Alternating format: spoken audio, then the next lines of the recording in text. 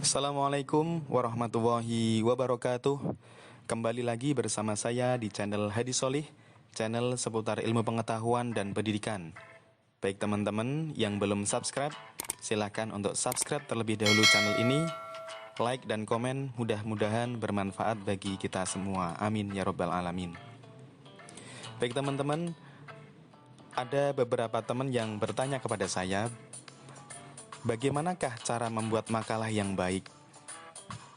Suatu ketika pernah dia mengumpulkan makalah, namun tanpa dilihat secara rinci, kemudian langsung dinilai dosen, nilainya jelek.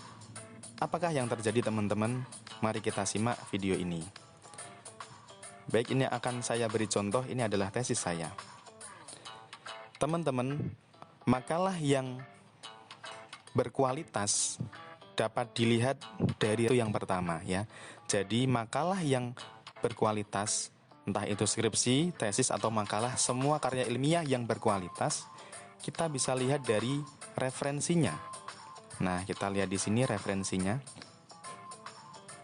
Catatan pertama adalah referensinya harus buku babon, referensi induk. Referensi induk, apakah itu referensi induk? Referensi induk adalah referensi rujukan primer yang langsung mengarah kepada sumber utama. Contoh teman-teman, ya. Misalkan ini ketika kita mengutip di bab 2, misalkan tentang konstruktivistik. Nah, di sini kita harus mencari buku yang benar-benar dia sendiri yang mengatakan. Contoh, misalkan kita ambil kutipannya dari Robert E. Slavin. Ya. Ini langsung kita ambil bukunya langsung. Penulisnya adalah Robert E. Slavin, judul bukunya adalah Educational Psychology. Itu adalah buku yang induk. Kalau buku yang induk, buku yang tidak induk, mohon maaf. Kalau buku yang tidak induk, itu adalah sumbernya sudah tangan kedua. Misalkan, ini bukunya Robert E. Slavin, bukunya adalah Educational Psychology. Ini dikutip oleh orang bernama A. Nah, kita ngutip dari orang bernama A itu, tapi dengan catatan Robert E. Slavin Educational Psychology. Itu udah bukan buku induk lagi. Jadi, usahakan ketika kita mencari buku, bukunya adalah buku induk.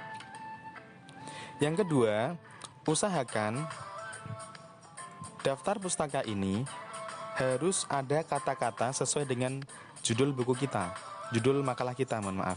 Contohnya, ini judul makalah atau tesis saya ya, pembelajaran konstruktivistik pada mata pelajaran fikih di MI Miftahul Akhlaqiyah.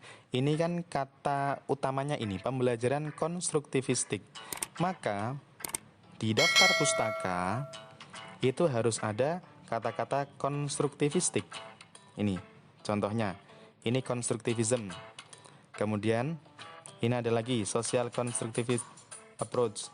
Kemudian konstruktivism lagi. Kemudian kita cari di sini radical constructivism. Ini ada lagi konstruktivism. Ya.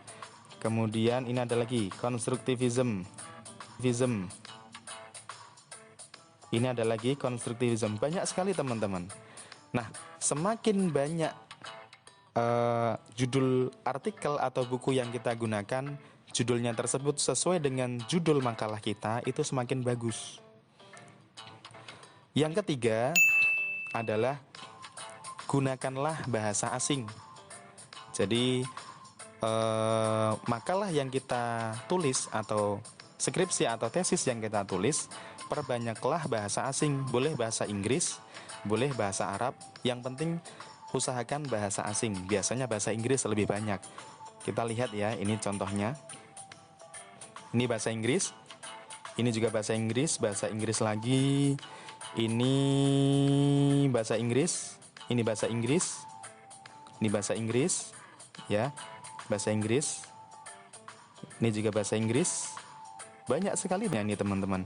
Semakin banyak referensi berbahasa asing, maka insya Allah dosen semakin senang dengan makalah kita.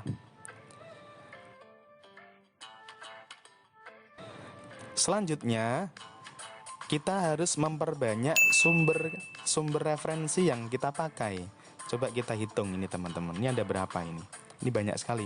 1, 2, 3, 4, 5, 6, 7, 8, 9, 10, 11, 12, 13, 14, 15, dan seterusnya. Ini banyak sekali. Jangan sampai kita menulis makalah, skripsi atau tesis, referensinya terbatas, cuma 10. Kalau makalah kok referensinya cuma 3. Jangan sampai seperti itu teman-teman. Saya akan beri contoh makalah yang kurang bagus ini ya. Ini saya buat dulu di awal-awal membuat makalah. Nah ini dia. Ini makalah tapi referensinya cuma 6. Ini sangat sedikit sekali, sangat minim referensi sekali. Ya, kalau bisa perbanyaklah makin bagus. Dan teman-teman hindarilah referensi seperti ini. Ya, ini kalau kita memakai HTTP atau www atau blogspot, itu secara tidak langsung dosen sudah tahu kualitas makalah kita. Maka biasanya banyak terjadi ada yang serius buat makalah, namun referensinya seperti ini. Yang pertama kali dilihat oleh dosen di makalah kita adalah ini, di lembar ini, di daftar pustaka atau referensi. Ini adalah rujukan kita teman-teman. Bagaimana mungkin isinya bagus kalau rujukannya jelek? Logikanya seperti itu. Kalau rujukannya sudah bagus, rujukannya sudah berkualitas seperti ini, insya Allah dosen akan yakin dalamnya pasti bagus. Ada kesalahan-kesalahan pun mungkin kesalahan secara teknis, entah itu tipografi atau secara penulisan kurang tepat. Tapi inti dari makalahnya itu pasti bagus karena rujukannya adalah rujukan yang bagus. Itulah yang selama ini terjadi teman-teman. Oleh karena itu, saya ingin berbagi, perbaikilah daftar pustakamu dulu. Kita harus perbaiki daftar pustaka kita dulu. Kemudian nanti dosen pasti akan melihat ini dulu, melihat di bagian ini dulu. Mudah-mudahan ini dapat bermanfaat bagi teman-teman semua. Kemudian teman-teman, ada yang bertanya juga kepada saya, bagaimana caranya dosen tahu kalau kita itu kopas?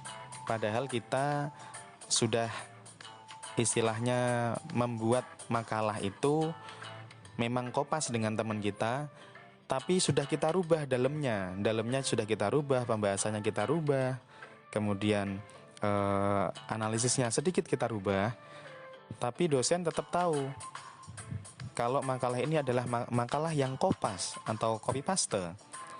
Dari manakah itu teman-teman? Biasanya kalau kopas, dosen itu melihatnya dari file. Biasanya kalau makalah disuruh mengumpulkan file, itu hati-hati teman-teman, karena biasanya bisa dicek berapa durasinya.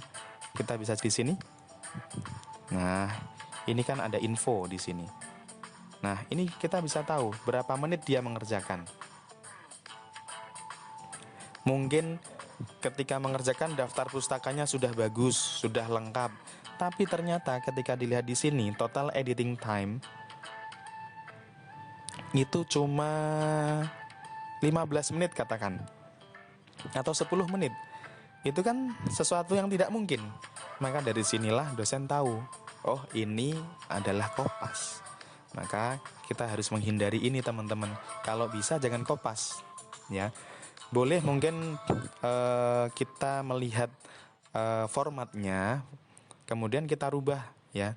Tidak boleh kita kopas, kita rubah sesuai dengan arahan yang ada, sesuai dengan ketentuan yang ada.